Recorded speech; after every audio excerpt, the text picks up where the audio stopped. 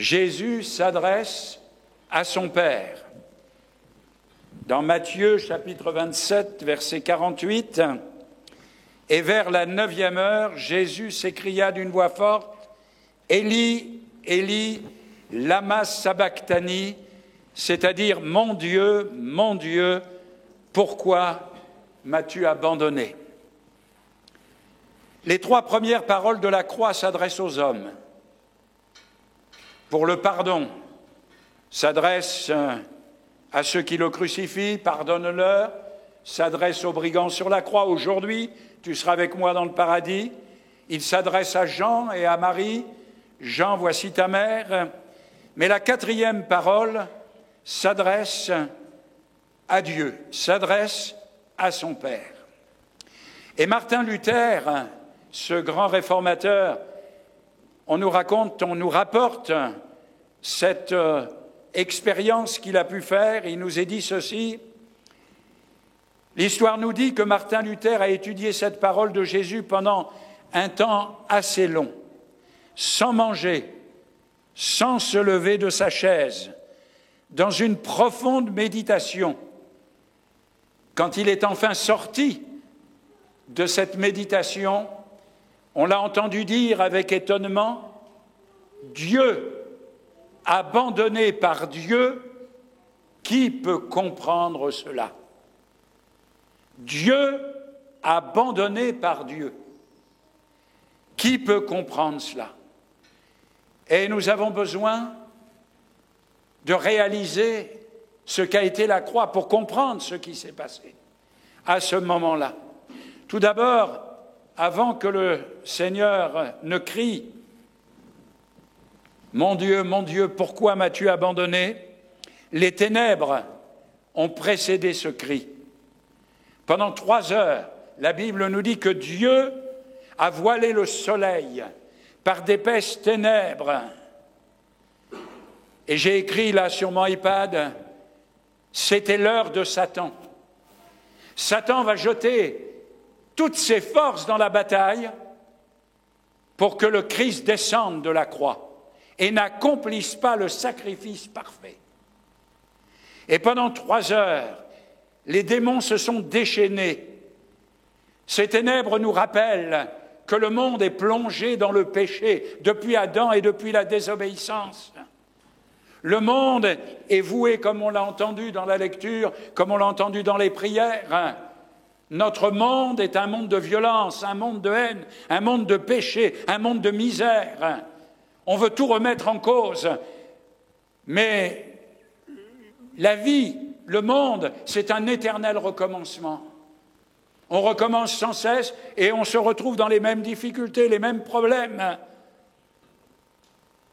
Pendant ces ténèbres, Dieu parle et il dit « Voilà, le monde dans lequel vous êtes est un monde plongé dans les ténèbres. Il n'y a aucun qui soit pur, aucun qui soit vrai, aucun qui soit droit, aucun qui soit saint. Voilà, le monde dans lequel nous sommes est un monde de péché, un monde séparé de Dieu, un monde condamné. »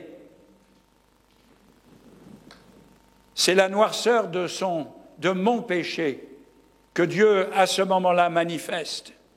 Et Jésus est là seul. Il va pousser ce cri, « Élie, Élie, lama sabachthani » , « Mon Dieu, pourquoi m'as-tu abandonné ?» Un cri de foi dans l'horrible solitude de la mort qui se manifeste au milieu des ténèbres. Quelques incrédules ont essayé de dire que les ténèbres, au moment de la croix, ont été produits par une éclipse. Mais l'argument des incrédules ne tient pas parce que la Pâque était célébrée au moment de la pleine lune. Ce n'était pas possible quand elle est à son équinoxe. Dans ces ténèbres, Dieu nous parle. Et je souhaiterais que nous puissions entendre ce que Dieu a à nous dire dans un monde complètement bouleversé, où les valeurs sont bouleversées. Comme je le dis souvent quand je discute avec les gens, on marche sur la tête. Nous avons besoin, dans cette nuit, d'entendre et de voir ce que symbolise la croix. Lorsque j'étais jeune chrétien et jeune prédicateur, le matin, dans ma prière personnelle, je priais souvent de cette manière. Je disais, Seigneur, fais-moi entendre le bruit des marteaux. Fais-moi entendre le bruit d'une foule déchaînée. Fais-moi entendre ce qui s'est passé à la croix, pour qu'à mon tour, je puisse prêcher un évangile de puissance, de force, de grâce. Méditons ensemble chaque mot de ce cri. Mon Dieu, mon Dieu. Ce qui est frappant, c'est que dans le passé, le Seigneur, chaque fois qu'il s'est adressé, ou pratiquement chaque fois qu'il s'est adressé à son Père, il s'est adressé en prenant ce terme, mon Père, mon Père. Mais là, il dit mon Dieu. C'est le cri d'une scission que l'on ne peut pas comprendre dans la Trinité. Le Fils, Dieu le Fils, séparé de Dieu le Père. Incroyable. Quel mystère insondable. Dieu fait homme, il sera donc l'homme abandonné de Dieu. Quand Adam et Ève ont été chassés du jardin d'Éden, ils ont été séparés de Dieu, coupés de Dieu, abandonnés par Dieu quelque part. Mais en réalité, Dieu avait prévu pour l'humanité un salut incroyable. Aucun théologien, aucun philosophe, aucun pasteur, quel qu'il soit, n'est en mesure d'expliquer ce qui ébranla la Trinité à ce moment-là. Et j'ai réfléchi à cela et je me suis dit, c'est un cri de douleur d'un fils abandonné. Il y a là cette notion de l'abandon, abandonné. Il y a une préfiguration dans la Bible que Dieu nous a laissée avant le sacrifice de la croix, c'est Abraham et Isaac. Abraham était par obéissance prêt à sacrifier son fils. Et j'ai réfléchi à cette histoire en quelques mots. Quels devaient être les sentiments du Père, Abraham, nous qui avons des enfants, quel devait être le sentiment, mon fils, mon unique. Et Dieu n'a pas épargné Abraham parce qu'il lui a dit, ton fils, ton unique, celui que tu aimes. Incroyable. Dieu retourne le couteau dans la plaie. Et pendant 3 jours, ils vont marcher côte à côte, tenant le couteau et le feu. Quel était l'état d'esprit du Père? Mais quel était l'état d'esprit du Fils? Mon Père veut me tuer. Vous vous rendez compte? Incroyable. Et je pense qu'Isaac n'était pas une poule mouillée. Je pense qu'Isaac était un jeune homme plein de force. Il aurait pu ne pas accepter. Il aurait pu se débattre. Il aurait pu s'enfuir, courir dans une autre direction. Mais nous avons là quelque chose qui nous dépasse, qui essaie de nous parler des sentiments du Père et des sentiments du Fils. C'est une préfiguration de ce que Dieu va vivre. C'est peut-être bizarre de parler comme cela. Et de ce que le Fils va vivre en tant qu'homme. L'Écriture ne nous dit pas, j'y pensais ce matin très fort, l'Écriture ne nous dit pas quel a été le cri que le Père a poussé en voyant le Fils pendu au bois. On voit toujours Jésus mourant pour nous, c'est vrai. Mais quelle est la situation du Père à ce moment-là, dans le ciel, en contemplant le Fils mourant au calvaire. Quand on sait comment Dieu voit le péché, quand on sait comment Dieu haït le péché, il est le péché. Quand on voit comment Dieu considère le monde, et que la Bible nous dit « Il a été fait péché pour moi ». Il a été fait péché pour nous. C'est l'apôtre Paul qui en parle. Il nous a rachetés de la malédiction, devenu malédiction pour nous. Dieu l'a fait devenir péché pour nous. C'est Dieu qui a permis que le Fils devienne péché. Que le Saint-Esprit ouvre notre intelligence pour comprendre cela. Quand Dieu regarde la croix, il voit son Fils mourir et il voit le péché sur lui. Lui, le saint, le juste, le parfait. Dans ce mot, mon Dieu, il y a là toute une histoire dont nous ne pouvons pas mesurer la profondeur et l'importance. Mon Dieu, pourquoi m'as-tu? Pourquoi m'as-tu? Dans ce mot « pourquoi » se cache le mystère de la croix. Je vais vous expliquer pourquoi.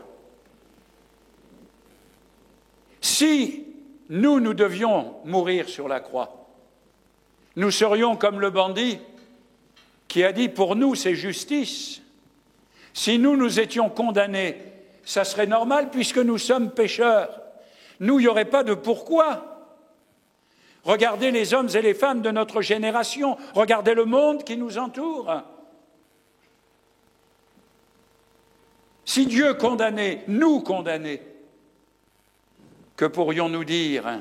Il n'y aurait pas de pourquoi. Si Dieu nous abandonnait, il n'y aurait pas de pourquoi, car ce serait justice puisque nous sommes pécheurs. Jésus, sur la croix, lui,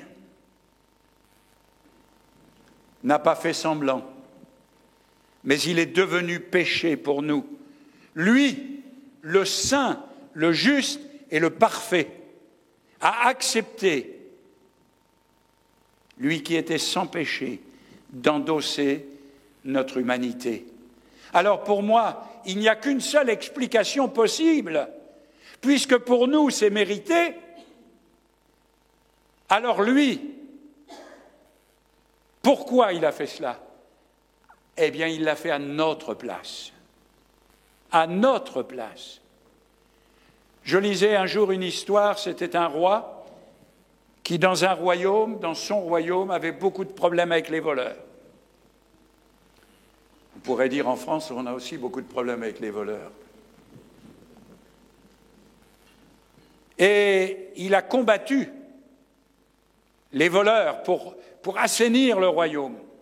Et il a promulgué une loi, il a dit ceci, si quelqu'un est pris en train de voler, on lui transpercera la main avec un fer chauffé à rouge, chauffé à blanc. On lui transpercera la main, comme signe qu'il est un voleur. Et puis un jour, on a amené un voleur devant le roi. C'était son fils. Alors le père a dit, il faut que la loi s'applique. Mais je ne veux pas qu'elle s'applique sur mon fils, mais pour que justice soit faite, elle s'appliquera sur moi. C'est à moi qu'on transpercera la main. Pour nous, c'est justice. Mais Jésus a accepté de prendre ma place. Je ne dis même pas notre place, mais il a accepté de prendre ma place et de mourir à ma place pour que moi, je ne meure pas, mais que je vive pour l'éternité. Dieu veut notre salut. Il y a une expression dans notre langage qui dit abandonné de Dieu. Quand on dit ça à quelqu'un, il est abandonné de Dieu. Ça veut dire il n'y a plus d'espoir, il est dans la misère la plus totale. Mais Jésus a été abandonné pour que moi, ce matin, je ne sois pas abandonné de Dieu. Et le plus terrible le plus tragique qui puisse nous arriver, c'est pas d'être abandonné de mon père, de ma mère, de mon frère, de ma sœur, de ma femme, de mon mari. Le plus terrible, c'est d'être abandonné de Dieu. Vous savez, les abandons sont des choses terribles. Combien de fois n'ai-je pas eu affaire à des adultes qui avaient été abandonnés et qui recherchaient leurs origines, qui recherchaient leur père ou leur mère, abandonnés. Tous les abandons sont tragiques.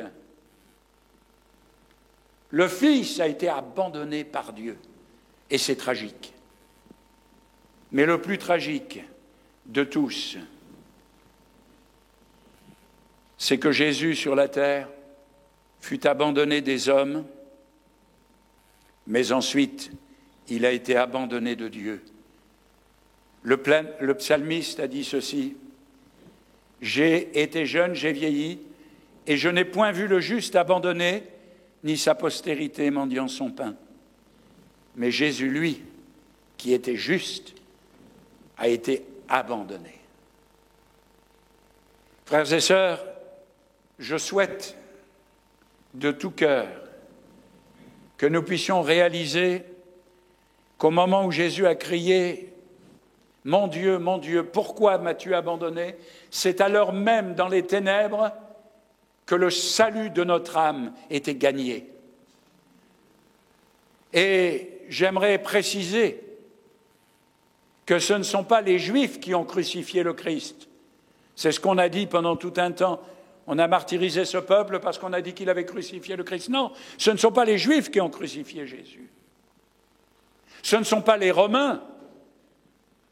Quand bien même Pilate se lave les mains, ce n'est pas lui qui a condamné Jésus. Ce ne sont pas les clous qu'on a mis dans ses mains et dans ses pieds qui retiennent le Christ sur le calvaire, sur la croix.